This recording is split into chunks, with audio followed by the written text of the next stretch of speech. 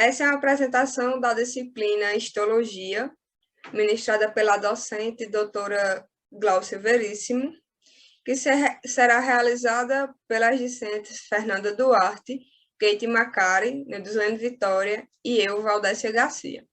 Nós somos estudantes de Ciências Biológicas na UFCG, a Universidade Federal de Campina Grande, no Centro de Educação e Saúde, o SES, e iremos apresentar o tema Sistema Cardiovascular e Correlação Clínica com Aterosclerose. Visão geral do sistema cardiovascular. O que é o sistema cardiovascular? Ele é um sistema de transporte que leva o sangue e a linfa para os tecidos do corpo. Esses líquidos eles são compostos por células, nutrientes, produtos de degradação, hormônios e anticorpos. A composição do sistema vascular inclui o coração, os vasos sanguíneos e os vasos linfáticos, onde ele é comparado a uma bomba, que é representada pelo coração, e em vasos sanguíneos, que no caso é quem fornece a via pelo qual o sangue circula em todo o corpo. O coração ele bombeia o sangue através do sistema arterial sob uma pressão significativa. Esse sangue ele retorna ao coração sob uma pressão baixa, que no caso é com a ajuda da pressão negativa na cavidade torácica durante a inspiração e a compressão das veias pelos músculos esqueléticos. Os vasos sanguíneos eles estão dispostos de modo que o sangue fornecido pelo coração possa alcançar rapidamente os capilares sanguíneos nos tecidos e nas suas proximidades em todo o corpo. Nos capilares ocorre uma troca bidirecional de líquido entre o sangue e os tecidos.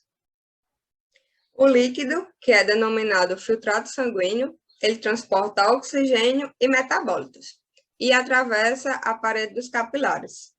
Nos tecidos, essas moléculas elas são trocadas por dióxido de carbono e produtos de degradação.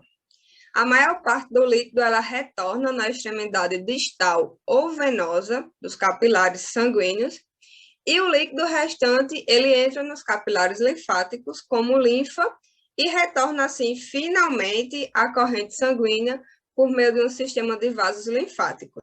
A distribuição de sangue no corpo ela acontece por meio de dois circuitos distintos, que são formados pelos vasos sanguíneos e pelo coração. Esses circuitos são a circulação pulmonar e a circulação sistemática. A circulação pulmonar, ela transporta o sangue do coração para os pulmões e dos pulmões para o coração. Já a circulação sistemática, ela transporta o sangue do coração para os outros tecidos do corpo e dos outros tecidos do corpo para o coração.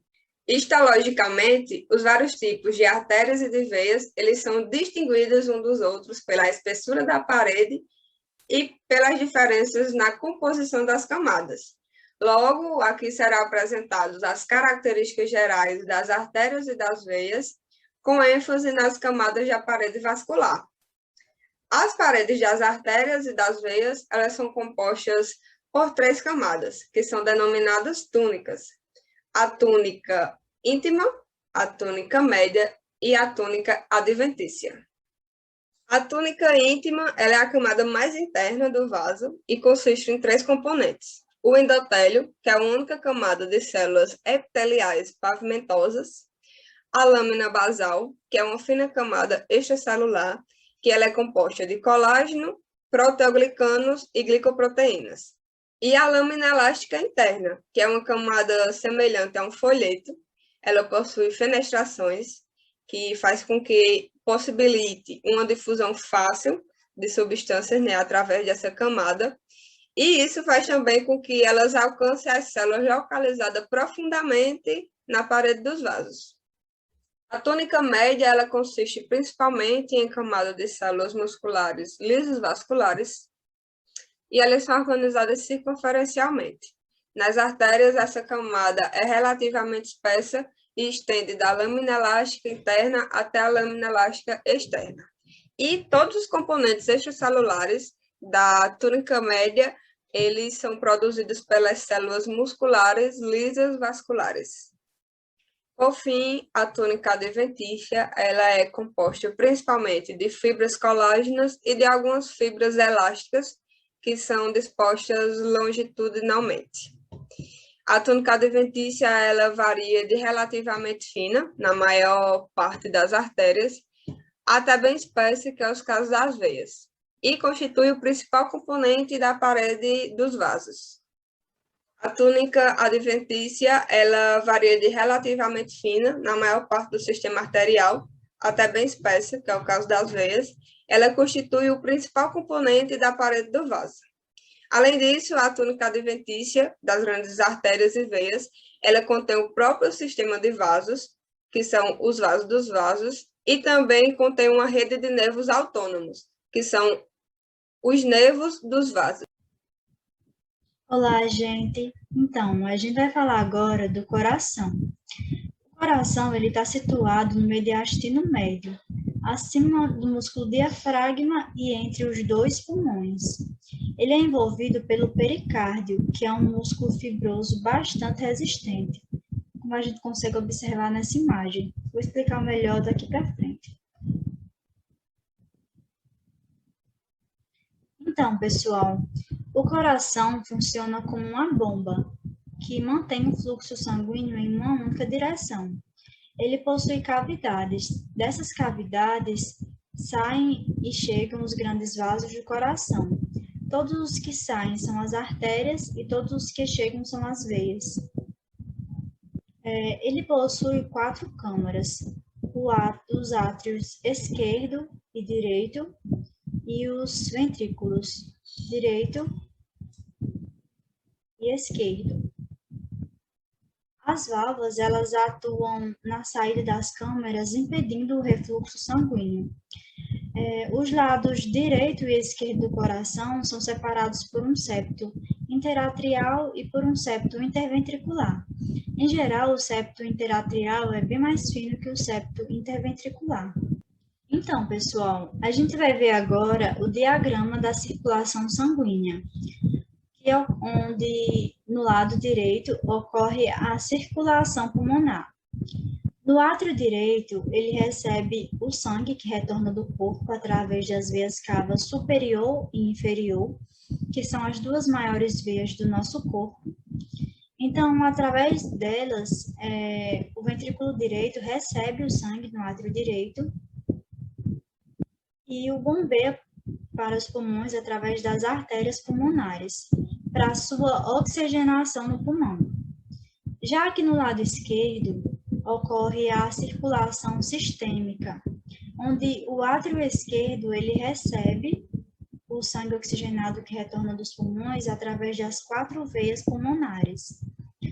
Então, o ventrículo esquerdo ele recebe o sangue do átrio esquerdo e o bombeia na aorta, a fim de ser distribuído para todas as partes do nosso corpo.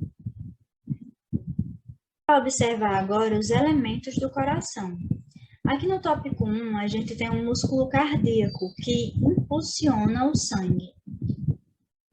No tópico 2, nós temos o esqueleto fibroso, que possui 4 anéis fibrosos, ósseos das válvulas, 2 trígonos fibrosos, septos interventricular e interatrial. A gente vai observar aqui agora os anéis fibrosos, que são formados por um tecido conjuntivo denso não modelado, que envolve a base das 2 artérias, deixando o coração e as aberturas entre os átrios e entre os ventrículos. Esses anéis eles têm a importante função de fixar o folheto das 4 válvulas do coração, permitindo que o fluxo de sangue seja unidirecional pelos ósteos. Possui também papel isolante, impedindo, na verdade, que o impulso elétrico dos átrios chegue até o ventrículo e antes de passar pelo nódulo atrioventricular. Temos também o sistema de condução, que é constituído de células musculares cardíacas modificadas, que também são conhecidas como fibras de Purkinje, que são condutoras de impulsos elétricos. Daqui a pouco, Kate vai explicar melhor para vocês. Então, o sistema de condução, ele inicia a propagação de despolarizações rítmicas, resultando em contrações rítmicas do músculo cardíaco.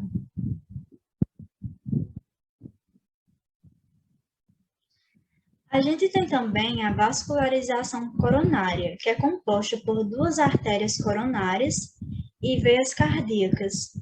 É através das artérias coronárias, direita e esquerda, que é abastecida a quantidade necessária de sangue arterial para o coração. Já é através das veias cardíacas que ocorre a drenagem venosa do coração.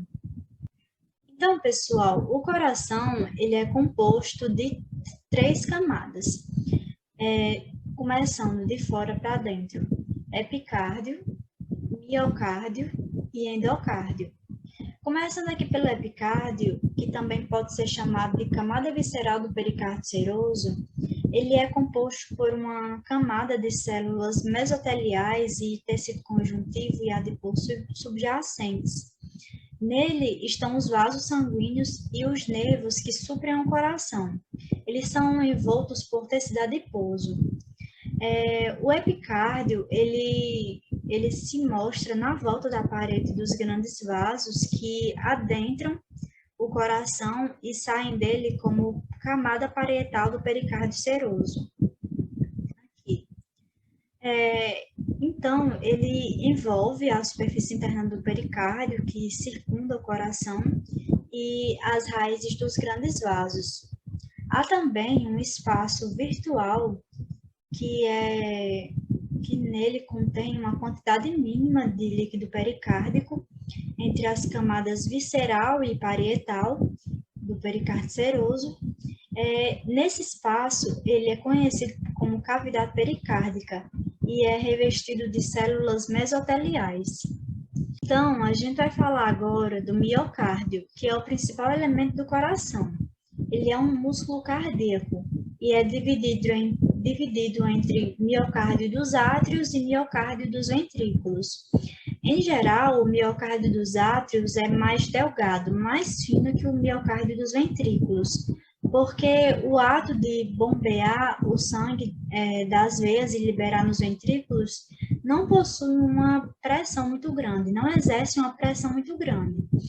Já o miocárdio dos ventrículos, ele necessita de ser mais espesso, porque o ato de bombear o sangue pela circulação pulmonar e sistêmica aplica uma pressão considerável. O miocárdio, que é o principal elemento do coração, ele é um músculo cardíaco e é dividido entre miocárdio dos átrios e miocárdio dos ventrículos.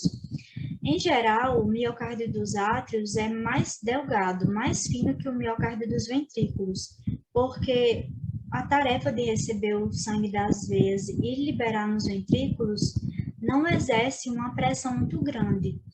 Já o miocárdio dos ventrículos, ele necessita ser mais espesso, porque o ato de bombear o sangue pela circulação pulmonar e sistêmica aplica uma pressão considerável. Agora, do endocárdio, ele é composto por 3 camadas. Uma camada interna, ela é composta de endotélio e tecido conjuntivo, uma média de tecido conjuntivo e células musculares lisas, e uma camada que é mais profunda, que é também de tecido conjuntivo. Ela é chamada de camada subendocárdica. Agora eu vou passar a palavra para a Kate, que vai falar para vocês, além das válvulas cardíacas, da regulação intrínseca da frequência cardíaca, que acontece justamente na camada subendocárdica do endocárdio. Olá, gente! Essa imagem aqui do lado esquerdo, ela é semelhante à do que vocês viram nos slides anteriores, e nela estão presentes também as válvulas cardíacas, que são estruturas formadas basicamente por tecido conjuntivo com endocárdio suprajacente. E elas ficam na saída de cada uma dessas 4 câmaras do coração. Essa daqui é a válvula tricúspide, essa é a válvula bicúspide ou válvula mitral, essa é a aórtica e essa é a pulmonar. Elas têm em sua constituição 3 camadas, que é uma camada fibrosa, que fica aqui no centro, forma o seu núcleo, e apresenta também algumas extensões fibrosas. Uma camada esponjosa que fica aqui no lado atrial, é composta por tecido conjuntivo frouxo e tem uma função de proteger a válvula de impactos mecânicos, como por exemplo o fechamento valvar. E além disso, confere a ela uma certa flexibilidade. Por último, ela apresenta uma camada ventricular, que, como o próprio nome diz, fica aqui no lado ventricular e é composta por tecido conjuntivo denso com inúmeras fibras elásticas. Agora, nós vamos falar sobre a regulação intrínseca da frequência cardíaca. E o ponto-chave para compreendê-la é entender que o músculo cardíaco ele tem a capacidade de se contrair através de contrações rítmicas e coordenadas dos átrios e dos ventrículos, sem precisar haver nenhuma influência direta no sistema nervoso. E como acontece isso, então? Isso acontece porque o coração ele tem um próprio sistema de condução do coração, como ele é chamado.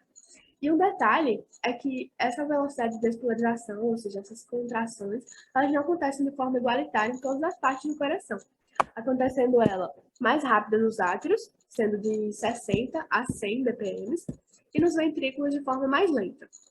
E como acontece então esse sistema de condução, né? Esse ciclo de condução?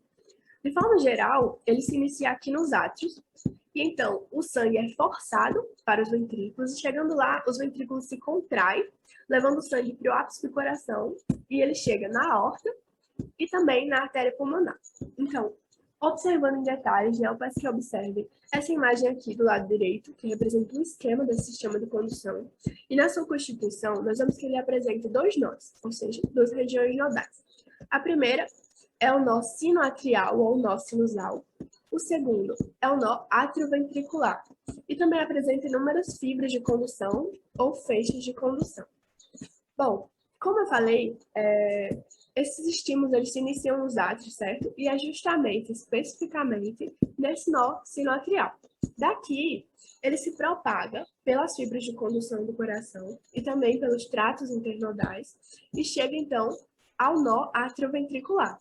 Lá, ele vai até os ventrículos através de feixes atrioventriculares, ou, como eles eram conhecidos, feixes de His, que se dividem entre ramo esquerdo, ramo direito e as fibras de Purkinje, que são as ramificações terminais desse sistema de condução. Bom, essa micrografia aqui é da parede ventricular e é só para vocês verem melhor a histologia de algumas dessas células desse sistema de condução. Aqui na parte superior, nós vemos a parede do ventrículo, né? Ela é recoberta por um endotélio.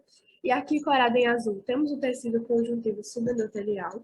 Aqui na letra E, temos a região do endocárdio, e dá para ver que ele possui uma extensa camada de fibras de Purkinje. Aqui nas setas, nós temos os discos intercalares dessas fibras de Purkinje. E aqui na letra N, temos os seus núcleos. Observando bem, nós vemos que esses núcleos eles são bem arredondados, e são bem maiores do que os núcleos das células de miocárdio, por exemplo. E a coloração também é diferente. Isso se deve a quê? Se deve à grande quantidade de glicogênio que essas fibras de Purkinje apresentam. Bom, gente, como eu falei, o coração ele tem a capacidade de se contrair, né, de bater de forma autônoma. Porém, um detalhe é que o sistema nervoso ele tem a capacidade de interferir e alterar esse ritmo normal do coração a qualquer momento, dependendo das necessidades do corpo. Isso acontece através de um efeito cronotrópico de estímulo tanto dos nervos simpáticos como dos nervos parasimpáticos do sistema nervoso autônomo. E agora, eu vou mostrar as diferenças entre cada estímulo desse. Primeiramente, caso o estímulo ele parta dos nervos parasimpáticos, acontece uma diminuição da frequência cardíaca. Isso acontece da seguinte forma: tem início lá no nervo vago, e então as fibras pré-sinápticas desse nervo parasimpático fazem sinapse com os neurônios pós-sinápticos do coração, que se estendem lá da região nodal até as artérias coronárias. E, no geral, aqui acontece a liberação de um neurotransmissor chamado acetilcolina, que provoca a contração dessas artérias, bem como um aumento na velocidade de contração do coração. E esse efeito é chamado de bradicardia. Bom, caso o estímulo ele parta dos nervos simpáticos, acontece o contrário, acontece um aumento da velocidade da frequência cardíaca. E aqui, as fibras que fazem sinapse com o coração, né, as fibras pré-sinápticas desse nervo simpático, elas são lá dos cornos laterais dos segmentos da T1 e da T2 da medula espinhal, e as fibras pós-sinápticas do coração que recebem essa sinapse são tanto lá da região nodal como da região do miocárdio, atravessam o epicárdio e chegam até as artérias coronárias. E aqui, essas fibras autônomas liberam a norepinefrina, que provoca um efeito de dilatação dessas artérias, assim como o aumento da velocidade e a frequência cardíaca. E esse efeito é chamado de taquicardia. Também há influência de hormônios, como a norepinefrina, já citada, a epinefrina e também hormônios tireoidianos, que atuam aumentando essa força de contração. E outras substâncias, como cafeína, teofilina, cálcio, atuam também aumentando essa força de contração. Agora, substâncias como propranolol e bloqueadores dos canais de cálcio atuam fazendo o contrário, atuam diminuindo a frequência cardíaca.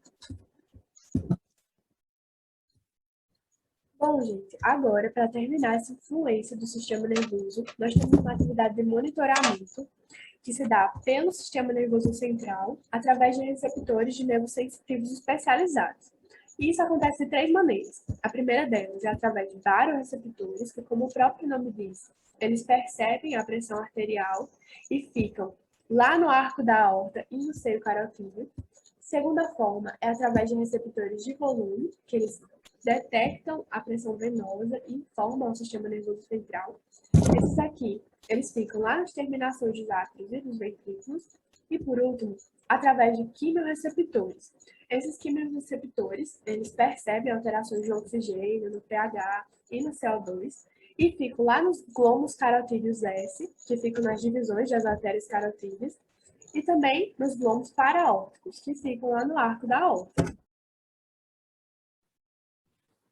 Boa noite, pessoal. Me chamo Fernanda e, dando continuidade, né, ao nosso trabalho, irei abordar algumas características, né, do endotélio, mas a correlação clínica com a aterosclerose. De início, venho com a pergunta: o que seria o endotélio? O endotélio é o nome que se dá, né, ao epitélio simples, pavimentoso, no qual ele reveste o lumen dos vasos sanguíneos, dos vasos linfáticos e do coração. Pode passar.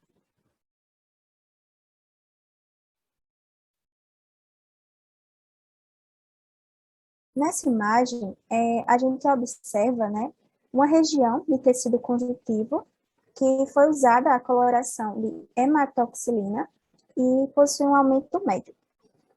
Ela é um tecido bastante vascularizado, né, pois por ele se transmitem vasos sanguíneos que irrigam os demais tecidos, e como todos os epitélios, o endotélio ela está relacionado, está apoiado, né, sobre uma membrana basal, no qual a gente não observa nessa imagem.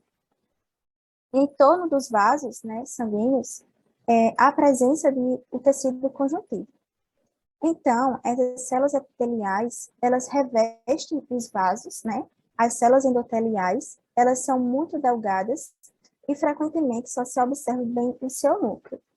E nessa região colorida, a gente observa as células do endotélio, onde os seus núcleos ficam ressaltados em cor azul, onde vocês estão observando a setinha, e em vermelho fica evidenciado o seu citoplasma. E a região central é o lúmen do vaso, no qual contém sangue.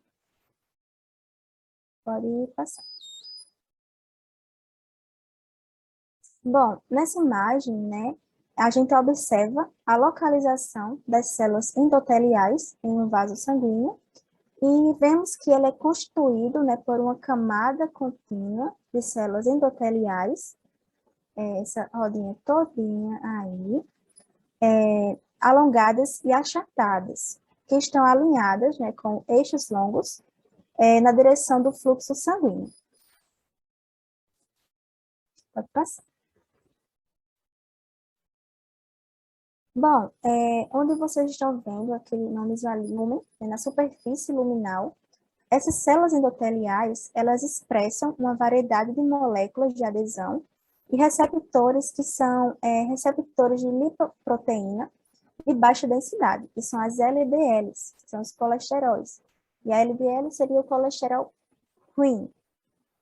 De insulina e de histamina também. As de superfície, elas desempenham, né, um importante papel na homeostasia do sangue, que o que seria isso, né? É a realização adequada das funções, né, para o equilíbrio do corpo. Essas propriedades funcionais, né, dessas células, elas mudam em resposta, né, a diversos estímulos, no qual esse processo ele é conhecido como endotelial, e também é responsável pela ativação patogênica de muitas doenças vasculares, que a gente trouxe, né, por exemplo, a aterosclerose. Os indutores, né, da ativação endotelial incluem antígenos bacterianos e virais, citotoxinas e produtos do complemento, produtos lipídicos e hipoxia. As células endoteliais, né, ativadas, elas inibem novas moléculas de adesão de superfície e produzem diferentes classes de citocinas, lifocinas e fatores de crescimento, e também moléculas vasoconstritoras e vasodilatadoras, bem como as moléculas que controlam a coagulação sanguínea. Pode passar. Então, agora irei, né, apresentar a correlação clínica com a aterosclerose. O que seria a aterosclerose? São lesões, né, no qual há depósitos irregulares de material gorduroso, que são os aterotomas, ou placas ateroscleróticas, no qual elas se desenvolvem, né, nas paredes das artérias. E a gente observa nessa primeira imagem uma parede de um vaso sanguíneo saudável e sem placa de colesterol. Já na segunda, a gente observa um acúmulo desse material gorduroso, que é esse todo em amarelo aí, e, consequentemente, isso irá ocasionar, né, a lesão, irá obstruir o vaso sanguíneo ou até bloqueando ele. Pode passar. Então, algumas complicações, né, que essa doença aterosclerótica pode incluir seria a cardiopatia isquêmica, infarto do miocárdio, acidente vascular encefálico e gangrena dos membros. Lembrando que essas lesões, elas se desenvolvem principalmente na túnica íntima das artérias elásticas de grande calibre, após a lesão endotelial. Pode passar. Temos também, né, os fatores que predispõem essas lesões endoteliais. Elas incluem níveis elevados de LDL, que seria o colesterol, a hiperlipidemia, a hiperglicemia, o diabetes, hipertensão e níveis aumentados de toxinas, que são associadas ao tabagismo e certas infecções virais, né, e bactérias. Pode passar. Nessa imagem, novamente, a gente observa, né, agora um diagrama esquemático, né, das interações moleculares na formação de uma placa ateromatosa.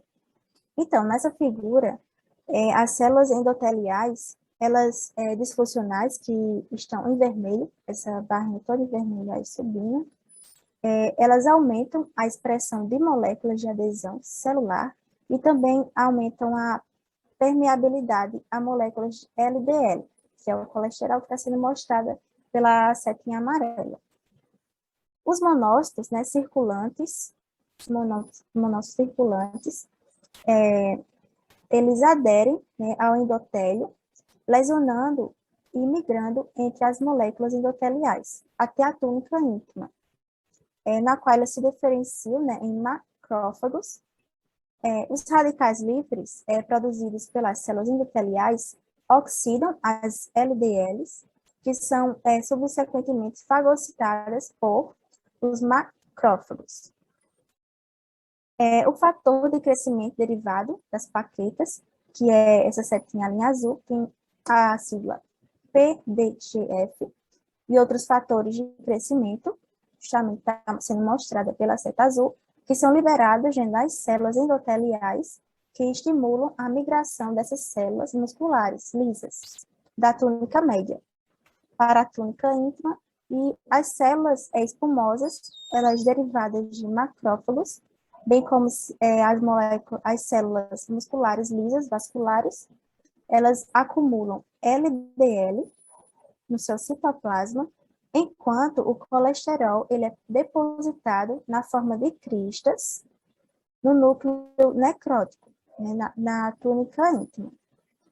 As células musculares lisas, elas produzem grande quantidade de matriz extracelular, que é a proteoglicanos, que seria também o colágeno, e o que aumenta ainda mais essa espessura da túnica íntima. Pode passar. Nessa outra imagem, a gente observa uma fotomicrografia de uma lesão ateromatosa, no qual, na figura A gente observa uma amostra, né, onde ela é proveniente de uma aorta humana, né, corada pelo tricômico de Masson.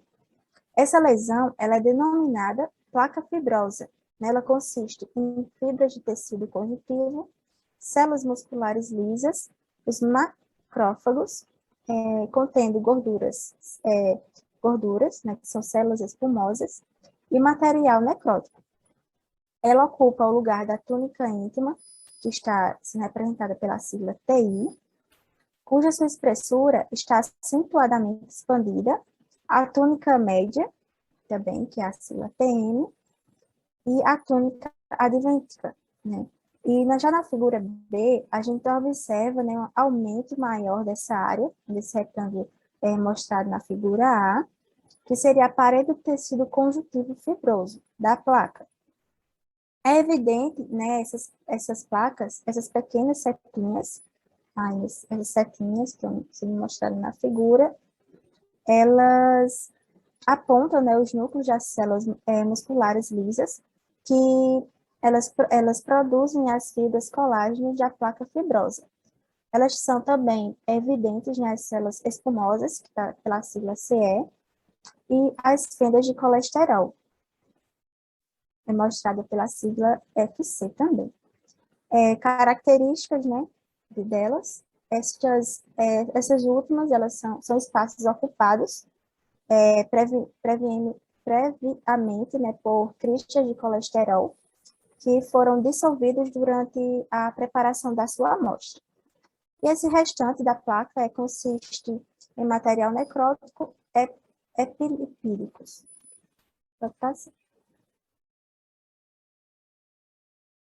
Então, agora eu vou falar alguns fatores, né, de risco, no qual a severidade, né, dessa doença entre os seus indivíduos está relacionada com vários fatores, alguns constitucionais, outros adquiridos, né, potencialmente controláveis. Os fatores constitucionais estão relacionados com a idade, com o sexo e a genética, no qual, né, na idade, a aterosclerose, ela não é clinicamente evidente até a meia-idade. Porém, né, há uma maior evidência e uma incidência entre os 40 e os 60 anos, que pode ocasionar o infarto, né, do miocárdio.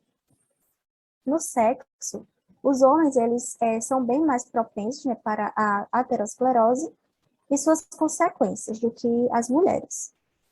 Com relação à genética, a sua predisposição familiar, ela também é um fator que está estabelecido, né, para a aterosclerose, a doença cardíaca isquêmica e a poligenia, que seria a hipercolesterolemia familiar. Fatores de risco potencialmente reversíveis são os não genéticos, particularmente também a dieta, o estilo de vida em que o indivíduo vive e os hábitos individuais. A hiperlipidemia são os níveis elevados, né, de colesterol plasmático, no qual são suficientes para estimular o desenvolvimento de lesões, mesmo se outros fatores de risco estiverem ausentes. As LDLs, elas também estão associadas, né, com aumento de risco, e as HDLs, elas têm um efeito protetor. A hipertensão, ela também é um fator de risco, né, para todas as idades. Também temos os hábitos de tabagismo, que também está relacionado, e a diabetes mellitus, no qual ela induz a hipercolesterolemia e aumenta marcadamente a sua predisposição para a aterosclerose. Pode passar. Então, gente, esse foi o nosso trabalho, e aqui estão nossas referências, e muito obrigada pela atenção de vocês, e tenham uma boa noite.